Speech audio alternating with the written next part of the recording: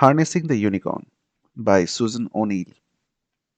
I reached for the control strip and tapped the edit icon. Immediately the scene changed to a woodland, dark fir trees casting long shadows beneath a heavy winter sky. For background effect, I added the sound of a river, imagining the ribbon of icy liquid tumbling down waterfalls as it rushed to the sea. I spread my fingers on the screen to enlarge the old fashioned cottage slightly and set it in the foreground. The next edit created smoke rising slowly into the still air from a jumble of chimneys. Another tap on the insert key, and I brought up a basic quadrupled shape. Coloring it brown and lengthening the legs, I moved it to the side of the house and left it there until I decided how to use it. Satisfied with the first level of the project, I stood up and rolled my shoulders to ease the stiffness in my back. Yawning, I rubbed at my beard. Time for a coffee. I moved into the kitchen. I like working from home. At 50, I can't be bothered with commuting to an office, to perch on a stool all day. And anyway, I have Ella to think about. Passing the stairs, I called up, "You coming down? It's nearly tea time." I heard movement and a door opening. Satisfied she was on her way, I took my mug back to the desk. The haptic strip had reset itself again. You would think a VR dev workstation costing almost a year's salary would be a bit more stable. I glanced at the screen. What the hell? The shape had moved. It looked a bit like dog now, I thought, reaching for the eraser tool. I took a sip of coffee and prepared to continue. "Can I help?" Ella was beside me, looking up at the screen. "Why not? What would you like to do? Have you made any animals yet?" She knew how I worked. Scene first, then animation. I showed her my creature. "It's just an outline. It was going to be a pony, but it could be a puppy. Can I make something?" "Okay, climb up here." I patted the stool beside me. "What do you want me to make?" Her fingers flicked quickly over the icons, selecting shape and color. Her beast was lilac and pink, and a spiky nose, huge eyes, four stubby legs, and a long fat tail. "What's that?" I laughed. Her bottom lip jutted in a pout. "It's a unicorn. Looks like a rhino on steroids." "Here, let me." "No!" The little girl pushed my hand away. "I like her like that. She's called Livy." She began controlling Livy, had her run a few steps in front of the cottage. I added a large red ball to the screen and rolled it slowly across the grass. "Your go." The animal pushed the ball with her nose and then looked up, head on one side. "Good control," I praised Ella. She might only be 6, but her grasp of the conventions was sound. "Can I?" "Go on then." Flicking the VR Engage sensor, I slipped the child into the scene.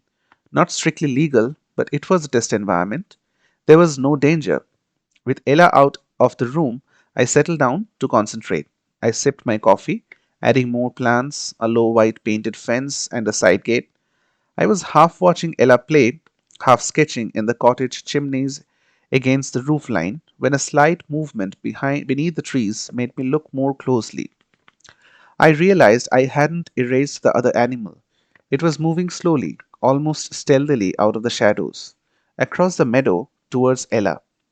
It crept along, belly to the ground, the hair on the back of my neck stood up.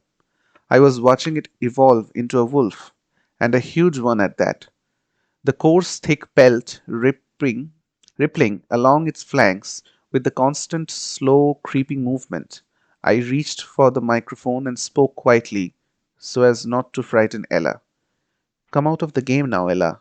Time for tea." She didn't hear me, threw the ball again, and stood watching Livy lollop after it. Her back was to the threat. "Ella," I said again, sharply this time. To hell with not frightening her. She needed to get out of there. Her lack of reaction made me check the microphone control. It was grayed out. Typical. The worst possible time for the system to malfunction. For a split second, I longed for the days when VR meant wearing a headset. If there was a problem, all you had to do was take it off. With total perceptual immersion, it wasn't so easy. I froze. I could see the shadows lengthening much too quickly as the afternoon wore on, out of sync with real time. and I must have made a mistake with the smoke. It was whipping away from the chimneys. A squally mind was howling around the house, banging the side gate against its latch. The trees were thrashing back branches against each other in the deepening dark, back and forth, as if shaken by a giant invisible hand. I jabbed at the icons on the control strip. Nothing changed. What had happened to the failsafe control system? My options were diminishing with every moment. I did the only thing I could, flicked the VR Engage sensor, and went in. I gasped at the cold, standing shivering in the chill air, still holding my mug. I had no game plan except to warn Ella. The wolf had seen me, and it stopped, flattened to the ground, waiting to see if I was a threat. Ella, get out of it, quick! I shouted over the wind, frantically beckoning and covering myself in coffee as a result. At the sound of my voice, she turned and caught sight of the wolf. It rose out of its crouch and started lopping towards her, all stealth abandoned. Its mean yellow eyes glinted in the low light, and a long black tongue lolled out over murderous teeth. Who had designed this damn thing? This was not the standard country experience plugin.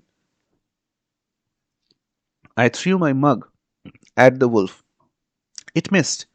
The wolf watched it drop and roll. It kept coming. Ella, now! My heart was racing, and I had begun to shake uncontrollably. I watched Ella as her eyes moved jerkily from the wolf to me and back again. She took a hesitant step towards me. Go, I yelled. She went. Thank heaven. All that obedience conditioning paid off when it really mattered. The wolf spotted Livy then, immobile since Ella had stopped playing. I used a couple of standard hand control gestures, but Livy didn't respond. I realized, too late, the wolf had caught the movement. Those yellow eyes locked onto mine.